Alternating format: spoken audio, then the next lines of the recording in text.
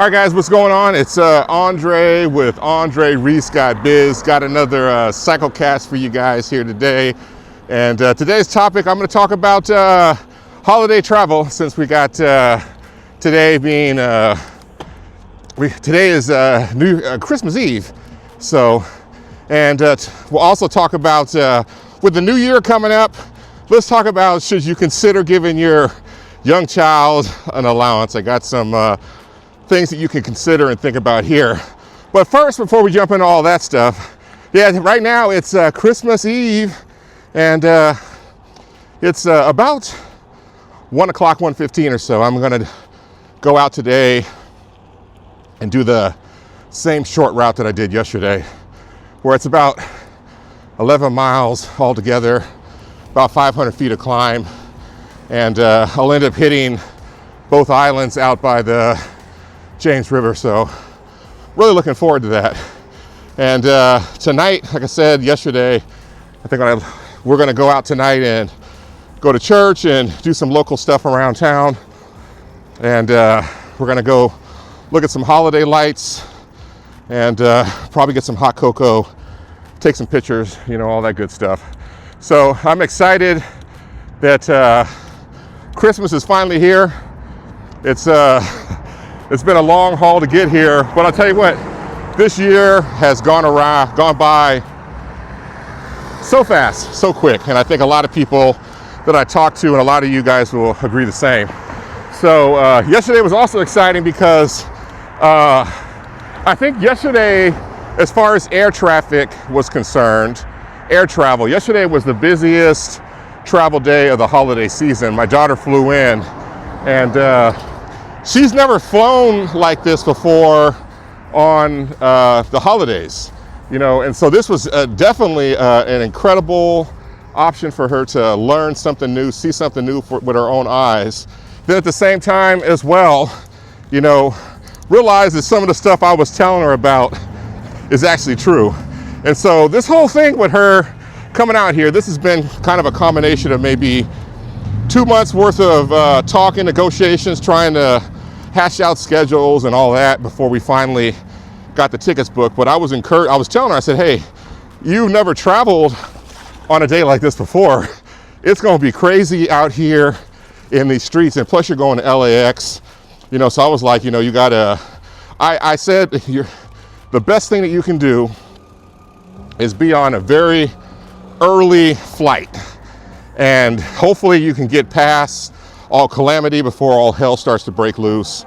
And if you got to do a connection, it'll give us an option to have a wide amount of time in between.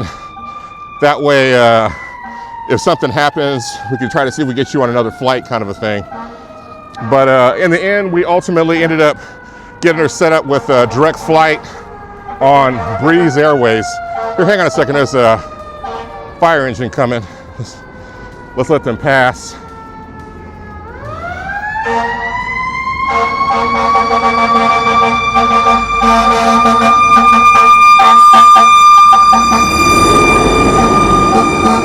is one of the long trucks that just passed. Man, I'll tell you what, it definitely kind of, this is not the day that you want to have an issue or a problem or an emergency on. I saw today locally in the newspaper, there was a townhouse complex where 2 units on the end, they were fairly brand new. They caught on fire last night. They didn't burn to the ground, but for sure the 2 units are unlivable. I know the third person over is on their hands and knees and, you know, thanking somebody that they were able to not get affected by the fire. So whenever you see stuff like that happening on a holiday, you just kind of hope that, you know, the family that ended up calling, that they're going to be okay and their holiday is not going to be significantly affected and derailed. But, you know, we don't know the nature of the call, so I don't want to even try to speculate. So yeah, getting back to talking about my daughter. Man, she came in yesterday, and it was one of the busiest travel days of the year. And so we were kind of walking back into it, and I think her flight was at, was it 12:30 or 1? I think it was 1:30 was her flight, wheels up. And we were kind of talking backwards into, when she should leave and all that. And I was telling her before, I said, hey, get TSA pre-check. It'll make a huge difference for you. And so I talked to her about this maybe 6 months ago. And I said, go ahead and get it. And so she finally ended up getting it about a month ago, or actually less than a month ago, 2 or 3 weeks ago. So that made a big difference for her. But as we kind of talked backwards about when the gate was open to kind of allow for travel time and all that stuff, I was like, you should probably leave around 9:30 just to be safe. And so I think she ended up leaving quite a bit later than that. Some of it might have been speculation, but I think she had an Uber issue and got rerouted. And so she ended up making it to the airport, which is great. And as soon as she got to the airport, the first thing she sent me was, my God, it's so busy here. And I was like, hey, it's the holiday this is what I was trying to tell you. This is why on the holidays you either gotta try to leave early, but like I said, you're at the airport now. Your flight is inbound. It'll land in about an hour and a half. You're good. You just got to get through the system. So she was able to get checked in and make it through. And then LAX is just a madhouse. I don't even know how they even. I'm not even. The job here is not to disparage anything or anyone, but man, I don't know how in the world they. I know they're in the process of improving it, but it's a mind cluster to try to get through and get around. I think she even had to take a shuttle bus to get to another terminal. So in the end, she made it to the gate. She had a little bit of time. If she would have had a lot more time, she would have been able to stop and get something to eat and all that. But it was definitely a good exercise for her to be able to see, how it is to actually travel on the holidays. That way, some of the things that I say, she can see that, oh, Dad was right. And she can put some protocols and procedures into place. But she made it. And when I went to the airport yesterday to pick her up, man, there were so many planes that were coming in to Richmond. I have never seen Richmond in my life ever that busy. And wow, there were so many people that were there at the baggage claim, and they were slow to get the bags out, and people still kept coming and coming and coming and coming and coming. But it was mind-blowing for sure. But I'm really glad that she made it. Also, our cousin, he came in from New York. He made it without incident. They got held up a little bit, and they were out on the tarmac for a little while before they got airborne. But it's what to be expected with the holidays, So, and I'm glad she's here. And we had dinner last night, and we were joking around and all that. And so the thing is, she always teases me and tells me that I'm an old man because I'm trying to go to bed hecka early at night. And so it was like, I think 12 o'clock, 12:30. And she was like, okay, good night. I was like, what are you talking about?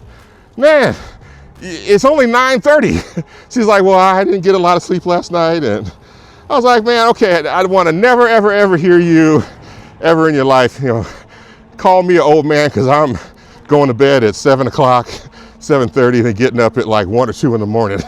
So, it's all good. But like I said, I'm happy that she's here. And I'm glad that folks out there in the travel universe have been able to make the transition and get across the country without really any major incidents. And people are able to kick it today and enjoy time with their families. And I think today, if you are going to fly, Christmas Eve is the day to fly. Today is a really heavy automotive day. But for airlines, it's very, very light. Just like flying on Christmas Day is an easy one also as well. So yeah, so that's it. That's the pre-up here to what we're going to talk about. And I don't know if I mentioned it or not, but It's 61, 62 degrees. We're not expecting any snow at all. We may get some snow next week in the first part of the week when this cold blast comes down. But it's nice out here today, and people are in great spirits, and I'm glad to be alive and glad to be a human being. And here we go. So let's go ahead and jump into it. So what I wanted to, I kind of talked a little bit here, but the main topic that we're going to talk about today is holiday travel. So, and just travel in general. And so we were at the table last night talking, and we have a reputation for getting on these planes and flying. And I was like, man, we haven't traveled that much this year. We've only been on like 27, I've only been on 27 planes, and you probably figure add another 6 or 7 or 8 for Maryland, because she may have took some trips for work that I didn't accompany her on, you know. But last year in 2024, I ended up flying on 70 planes. And I think the year before, 2023, I think it was in the 40s or something like that. Late 30s, early 40s. So a brother logged a lot of time. And I'll tell you, if you're just a casual traveler and you're not really tripping too much, you know,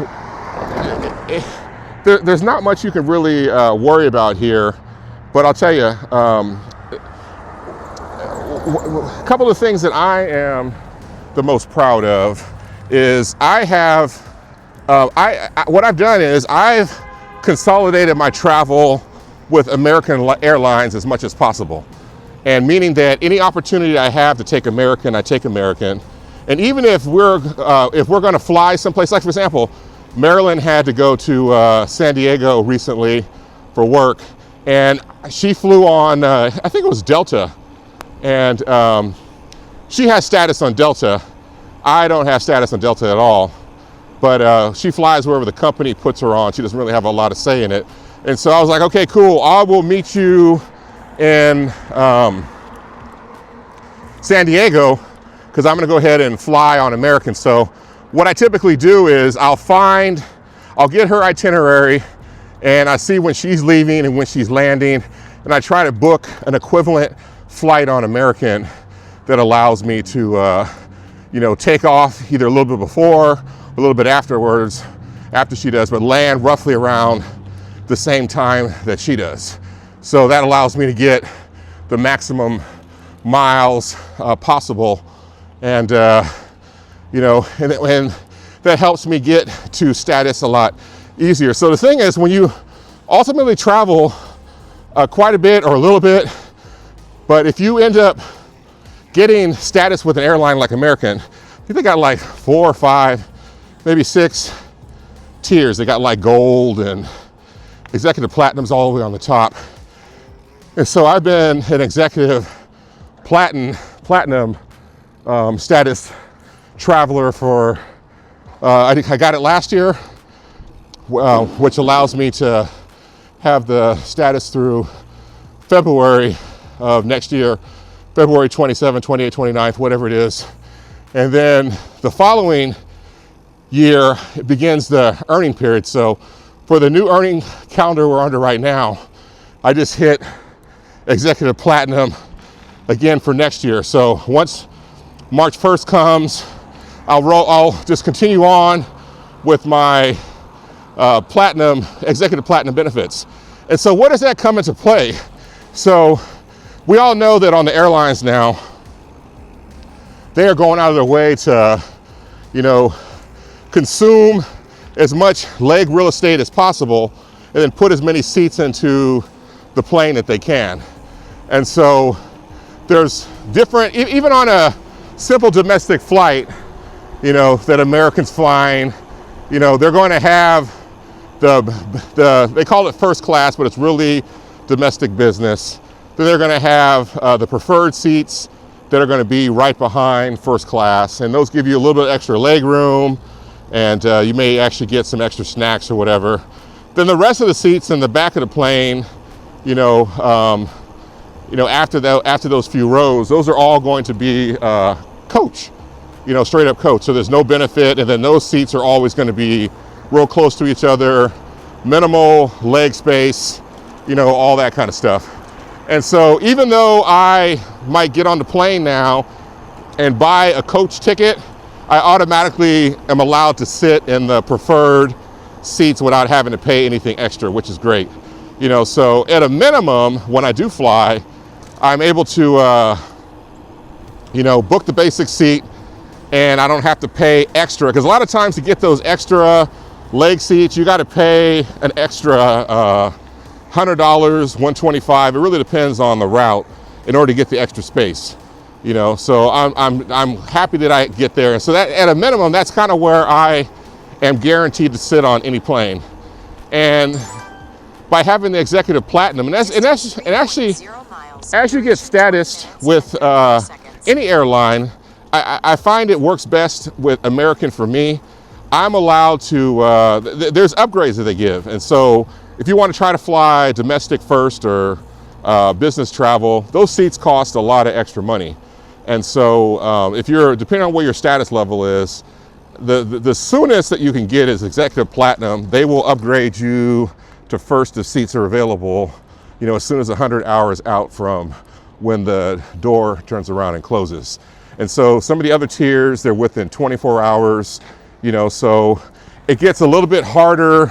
Actually, it gets a lot harder exponentially once you start, falling down on the tier stat in order to try to get seats that are up in first class. And so now I'll tell you, when I travel by having this elevated status, I probably get upgraded at least 50% of my legs.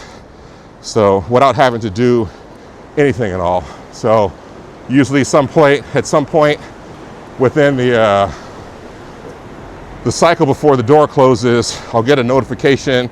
It seems like they always come at nighttime. Like, congratulations, you're a wonderful person and individual. There's nobody else on earth like you. And because of that factor, we're gonna go ahead and upgrade your seat to first.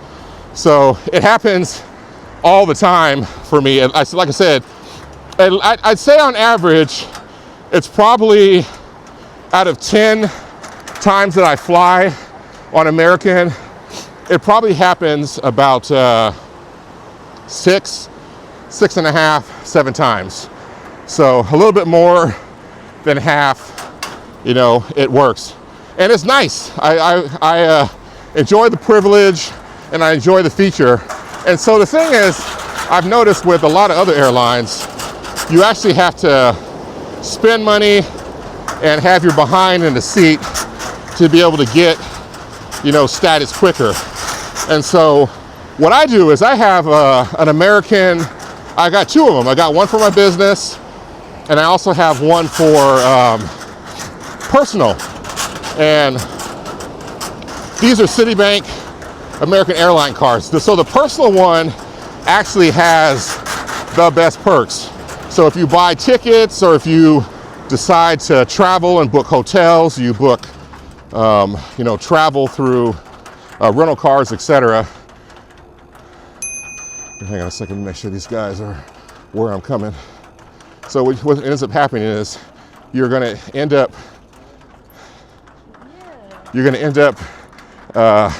getting points multipliers that make a significant difference. And so what I'll do is if I'm going to buy a ticket for American and it's like $500, I will use my credit card for Citibank, and that will guarantee me the seat, and then I'll get the privilege of being able to sit right behind, the domestic first. And there's a multiplier. I think it's either 4, 5, or 10. So if I ended up, spending $500 on a ticket, and I think the multiplier is 10, I'm going to end up getting, 5,000 miles that count towards my status. And so by carefully choosing during the year, how I purchase and how I spend my money, I keep also a little spreadsheet on some of the things I plan on doing. And there's a baseline of how many points I typically get on average. So I can kind of plot where I'm going to end But my goal ultimately is to end up with 200,000 loyalty points, which is equivalent to 200,000 miles. And that allows me to get the upgrades to first class. And so how does this come into play for holiday travel? Well, I'll tell you, with us flying so much, there have been near disasters that have taken place. So most of the time when we travel, it's uneventful. You know, we get on the plane, we fly to where it needs to go, and we get off and we're good to go. So there has been times where I've flown into Dallas. This was recently, I think, was it this year? I think it was. Yeah, this year they had a ground stop, and we actually left the gate, went out onto the tarmac. They had a dust storm that came in, and I ended up, and actually before this, my flight got canceled. Then I got another flight, it got canceled. I got onto this flight, it got canceled. No, it didn't get canceled. I got on it, we went out to the tarmac, we sat out there for like 45 minutes, and then the captain said, hey, sorry, we gotta go back to the gate, and we got kicked off the plane. And so I have status, like I said, plus I also have the card that gives me lounge access. So I immediately left, got off the plane, and said, hey, yo, I went to the lounge. And so if you typically are in the airport, you're gonna find that a lot of people, if they are bumped from their flight or whatever, they're going to have to, here, hang on a second real quick. Get on your left. Yeah, if they get bumped from their flight, they got to stand in a long ass customer service line in order to try to get rebooked. And so this time I immediately went over to the lounge, and I think there was one person that was in front of me. I said, hey, my flight got canceled. And so the lady took my information, she scanned my boarding pass, and within 2 minutes, she's like, go to gate E15. The plane will be leaving in like 5 minutes, so you're gonna have to run. And so if you can do that, you'll be able to make it, you'll be good to go. So, how you guys doing? You'll be able to make it on the flight and you'll be good to go. And so, and she said, run. And so she gave me, printed out the boarding pass, and I took off and I ran through the airport. This is in Dallas. And I made it to the gate and we were good to go. Distance 4.0 miles, duration 27 minutes and 42 seconds. So that was something that really saved us, and actually saved me. And then there's another time too, where, and the thing I forget to really pump up here is having lounge access is significant. And the credit card that I have, I think I pay like $600 a year for it, but to get all these benefits and perks. But part of that is to have access to American's Lounge. So wherever I fly a lot of times into Charlotte, CLT, and I usually try to book at least a 2-hour layover just to compensate for the fact that, you know, we can get hung up, we can get pinned up, you know, and so in case the plane gets pushed back or leaves late or whatever, I'm not having to worry about rescheduling. And that's been a great policy. So like I said, I usually try to do 2 to 3 hours, and then I'll take off and go hang out in the lounge. And so it's great to have food and snacks and drink and, you know, all the cool stuff, you know, to be able to make your stay comfortable. And then when it's time to get up and go, you know, you just basically take off and walk to the gate and you get on the plane and you're good to go. And so that lounge access makes a huge difference, especially if you're traveling, you know, and every airline pretty much has their own set of lounges. There's even some cards now, or some perks where I think it's Priority Pass, where you can have access to lounges at almost any airport. They have their own things set up, or the restaurant touchdown points, you know, where they give you a food credit. There's also American.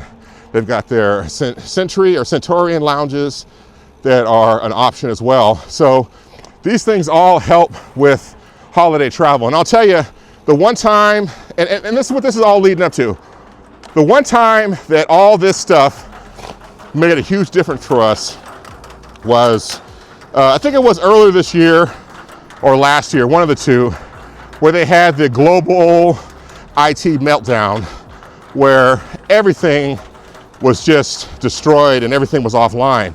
And so that day we had booked like a 3-hour layover between our flight to get to where we were going.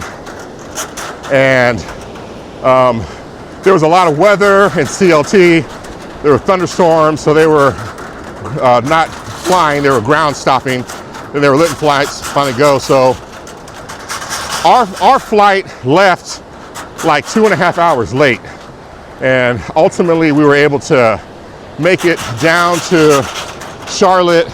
And what I did was, as I saw this stuff was all unfolding, I was looking also at the airport to see all the planes that were stacked up on the airline on the tarmac. I went up to the customer service counter in Richmond. I said, hey bro, it looks treacherous down there. We are headed to, oh, that's what it was. We were headed down to Houston for a family reunion. So this was last year. I said, it looks treacherous down there. Is there any way that you can book a backup flight for us just in case we get down there late? He said, you know what? I'm not supposed to do that normally, but because of your status, I'll go ahead and do that. So homeboy went ahead and booked us a standby flight just in case. And, and he said, if you don't end up flying, cool, it'll cancel automatically. There won't be any charge for that kind of a thing. So I was like, all right, man, this is wonderful. So we went and sat down. Then as the evening continued to deteriorate, we were like, well, we're gonna fall back to that backup flight that the guy booked us. And so once we finally got down there and our connection was the backup flight that he booked us, we missed our first flight to leave, but we were able to get onto our backup flight. And that flight, we ended up pushing off, and heads up, we ended up pushing off from the gate, and we went out on the tarmac, and the flight crew announced that some stuff has happened. They don't know what's going on. We got a ground stop. And so we're gonna sit here for a while and see if it clears. 10-15 minutes, roll on. And he said, well, we're gonna have to return back to the gate.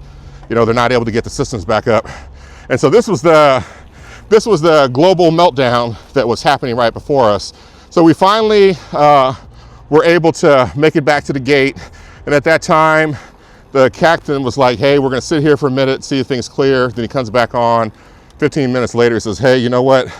All of us just reached our FAA maximum. So we're gonna have to get off the plane and kick everybody off, and we'll let you guys know what's going on. So long story short, that is the moment when we got off the plane, and at Charlotte, it was like a third world country.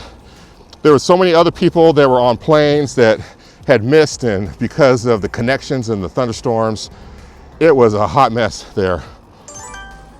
Here, hang on a second here. Distance 5.0 miles, duration 33 minutes. All right, so it was a hot mess. And ultimately in the end, what ended up happening was we weren't able, our backup flight, our flight got canceled, and we were stranded in the airport. And everywhere you went in there, people were sleeping underneath tables and chairs and on the next to a plant. Any place that they can be, folks were on the ground trying to get some sleep. And I was like, wow, we're gonna have to ride this out. So I think at that point, the lounge was closed and they had no word. We were watching on TikTok and everything else as the calamity was unfolding, and there was no end in sight. Nobody knew when this stuff was gonna be fixed. And so we were just like, man. And so we sat there, and from like 1 o'clock in the morning, because the lounge had closed at a little bit before 1, we stayed there until 5 o'clock sitting in our chair. So, and with everybody else, waiting for updates, checking the news, watching as this whole thing was expanding and growing, and coming up right next to you, watching this whole thing as it was unfolding. And, you know, when 5 o'clock came, that's when the lounge opened up for Americans. So we got up and left the calamity of the waiting concourse, and we walked to the lounge and talked to the people there. They booked us on a flight, and it wasn't going to be leaving until that evening. Like the first one out was like 7 o'clock in the evening. So we stayed in the lounge from 5 a.m. to 7 o'clock in the evening. And so it was nice. The staff was cool and wonderful. It was kind of a little festive in a way. And, you know, I'll tell you what, there's a lot of folks out today walking, which is wonderful. And so we stayed there for, what is that, 14 hours? Yeah. And we stayed in Lapala. We had comfortable chairs, we had bathrooms, we had, careful, we had bathrooms, we had food, we had breakfast, lunch, we had, you know, toast and guacamole toast. We had all kinds of stuff. And so I'll tell you, having the lounge that day made a significant difference. So that's what I'm saying. If you don't travel that much, all good. But if you do travel a lot, or you're starting to think about traveling a bunch, you know, consider getting a, hey, how you doing? A card that allows you to build status with one particular airline, consolidate your travel with them as much as possible, and then turn around in the end.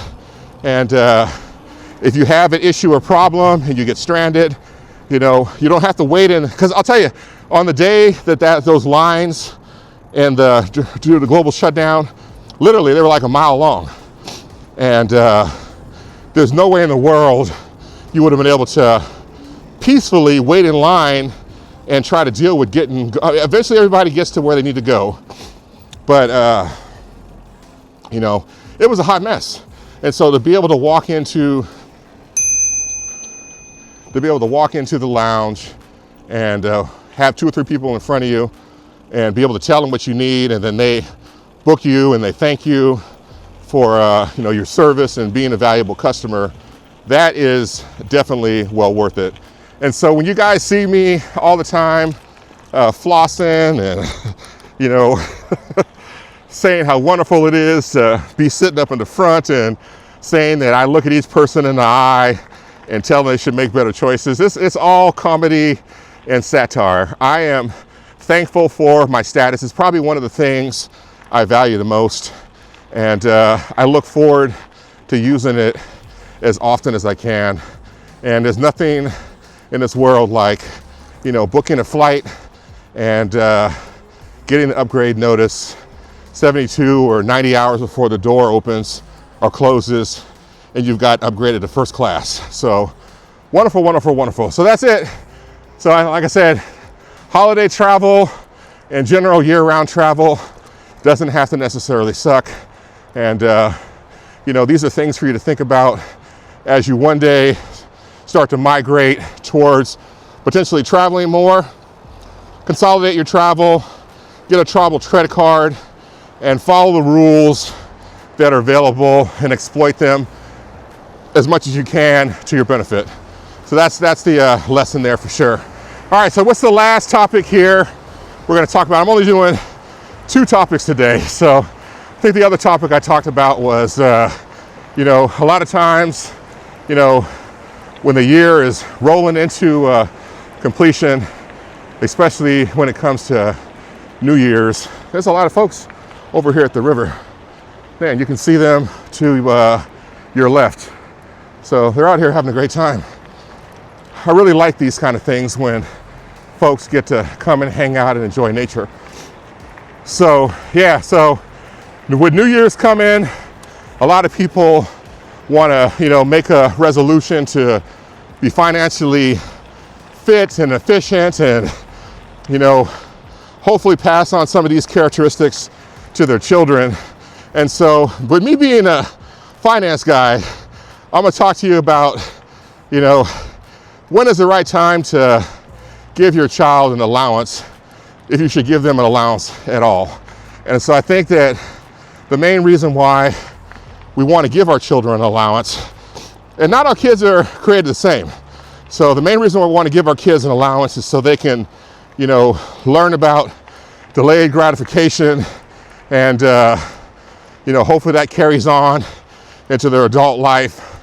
They can learn some fiscal responsibility and learn to work hard and save and realize that not everything in life will be given to them. So these are all wonderful reasons to consider giving your child an allowance. So my daughter, I think she was about 3-ish.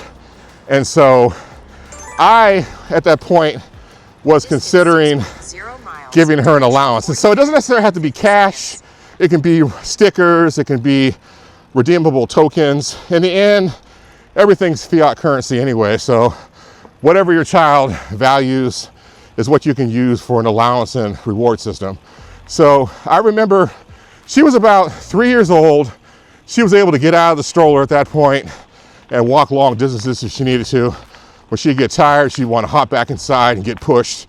And so, I was like, okay, let me do this. Let me give her an allowance and give her some money. And so I think I ended up giving her like 10 $1 bills. And I think this was kind of a test to see how she would do. And so what I ended up doing was, I was going to head to the San Jose flea market. And the San Jose flea market at the time had like an amusement area for the kids. Here, hang on a second real quick. Let me make sure I get by these guys. Hello. And so I'm, there's plenty of things that a kid can learn. You push by every booth, it's got, cheap toys, and it's got amusement land and all that kind of stuff. And so I give Amber $10. She's essentially just holding the money in her hand, won't let it go, kind of a thing. So, and what I ended up doing was we headed down to the flea market, we got there, and so she saw that there were some silly toys that she can buy, and she was like, well, how much? And I was like, you got to give the guy $2. So how much is that? It was $1, $2. So she'd give the guy $2, and she'd get the little thing, and she'd be happy. She'd hop in a stroller to play with whatever it was. Then she'd see something else she liked, and then like, how much is that? Well, that's $1. And so now she's down to like $7. So this is not actually the way the numbers worked out. I'm just giving you guys a quick example. And so I'm like, so she got $7 left. And then we go over to where the fun land is, where you can ride on things and, jump on jumpy houses and, and so it's like, well, how much is this, Dad? I said, well, ask the guy. The guy's like, well, you can have, a ride on this merry-go-round thing for $1 or $2. So she'd, give him $2, and she had like $5 left, kind of a thing. And, all good. That was working out. And so it was time to leave, and I think we went up to San Francisco to Fisherman's Wharf. And it wasn't like it is now, where it's, ghosted out. There's hardly anything going on. It was really vibrant back then. And we get out there to walk around. She still got her $5. And so we're walking through the place, and she's looking at different things, riding the stroller. And then you get down to the end, I think they had like the bigger carousel down there. And so, at that point, she got out the stroller. She wanted to kind of see what was going on. She's like, yeah, this is really cool. I said, well, do you want to ride it? Oh yeah, of course. She wants to ride the thing. So I'm like, well, you got to ask the guy how much it is. And I can easily see this like $5, you know, and I think that's about what she had left. And she talks to the guy and he's like, that'd be $5, sweetheart. And so she's like, well, Dad, how much do I have left? She's like, I'm like, you got $5. And so she's looking at and I think she even does this now. When she starts to think about something, she kind of rocks a little bit. So she's kind of like rocking back and forward on her feet, thinking, looking at her money, looking at the carousel. And I'm like, you want to go on it? And so she's kind of quiet and, you know, looking, and it goes through a few cycles. How you doing? Hey, how are you? Wonderful. It goes through a few cycles, and, you know, I look at her, look at the carousel, and I'm like, I can see the wheels of justice moving inside of her head. And so I'm finally like, okay, Amber, what do you want to do? So she turns around and she walks away. And I was like, hey, you don't want to go on the carousel? And she says, yeah, she wanted to go on it. And I said, well, why don't you just give the guy your $5? She says, well, if I give the guy my $5, I'll have no dollars. And so at that moment, I was like, what? She's like, if I give the guy my $5, I'll have no dollars. How you doing? And I was like, oh my God. I said, this child gets it. So I was like, man, at 3 years old, she understood that if you give away all your money, you won't have any money left. So I was just tripping on that. And so I think I might have went ahead and was kind and said, okay, Amber, I'll tell you what, I'll go ahead and sponsor you on this ride. And I let her ride the carousel, and she went home with her $5. And so she was as happy as can be. And so after that, I didn't end up giving her an allowance at all, because the main reason for trying to teach her why she should have an allowance was satisfied. And so, and if you fast forward to the day, my daughter is like super fiscally responsible. It's funny to me. And so she doesn't want to spend, she wants to keep her money, stack it up as high as she can get it, and she don't want to spend any of it at all, which is wonderful. But I'll tell you what, she has no problem at all spending my cash. So, and she has no problem giving me a list of things that she needs. And I'm like, hey, what about your money? She's like, well, you know, I'm saving my money, blah, blah, blah. And I'm like, okay, whatever. And so in the end, if it's something that she needs, if it's something that's going to advance her, if it's something that's going to help her get through school, I'll go ahead and with great joking and messing around, I'll go ahead and get her those items that she needs to be successful. 7.0 miles. So, yeah, so like I was saying, when it comes to having an allowance for your child, you're gonna have to really weigh out what lesson you're trying to teach them, and you know, figure out how best to get them to get to that particular point. And if having an allowance system, a reward system, a sticker system, you know, every child is completely different. And so where she is now, fiscally and responsibly, you know, even with her, you know, calling me to ask about, you know, credit and what to do. And I saw her yesterday in the airport. One of the first things she showed me her credit card. She's like, look, I got it. And I was like, have you used it? She says, no, I haven't used it yet. You know, I was the one thing I want to put on it to charge. It already had charged. So I'm going to wait for this month before I get to use it for the first time. So I don't have any doubt. How you doing? I don't have any doubt in my mind in any kind of way that she's going to have a very challenging fiscal responsibility issue as she gets older as an adult. And with her having the Robinhood account and seeing how the market is going and making daily investments on certain ETFs of like $1 a day and seeing the balance go up and down and all over the place. These are all valuable lessons that I'm teaching her real time to be able to see. So yeah, so that's it when it comes to having an allowance here. Let me see if I can get up here. This is one of the steep hills. Oh man, hang on a second, guys.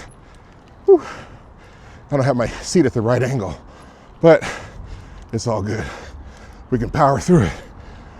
So, all right, yeah, so what did we talk about today? We talked about airline travel and the holiday season, the benefits of having status on an airline, and whew, all that good stuff. And we also talked about knowing if you should give your child an allowance, what types of parameters to operate within, and then how do you most of all know when you've made it. So, oh man, geez, let me get over here. All right, whew. All right, it's pretty small climb from here, but I'm gonna take it easy and catch my breath. But yeah, guys, that's it for this cycle cast. Hope you guys enjoyed the information, and you know, I hope you guys have a wonderful Christmas and holiday season. And I know folks out there now, I saw somebody post today, they said, hey, you know, I already protested already at the polls. And so if you see me posting stuff about my child having a good time, you know, just be forewarned, it's coming. So don't get on me about, you know, celebrating Christmas, et cetera, et cetera. So in the end, whatever you guys do and whatever you think you need to do it. And when it's time to stop, you know, you'll know it's time to stop, and don't feel pressured by anybody to do something that's not in your best interest, because I'm quite sure folks that were boycotting, you know, the previous holiday that we had on Thanksgiving, you know, some folks will post one thing online, but they'll do another thing in real life. So I hope you guys have a wonderful, safe, Merry Christmas, and enjoy the time with your friends and your family. And as we slide into the last few days of the year, you know, be sure to take some time off to enjoy life, enjoy the things around you before we end up, you know, in a brand new year and trying to hit it just as hard, if not harder, for 2026. So that's it, guys. Peace. And I'll see you guys at the next Cyclecast. All right, guys, take care. Appreciate you. Woo. All right, guys. Peace.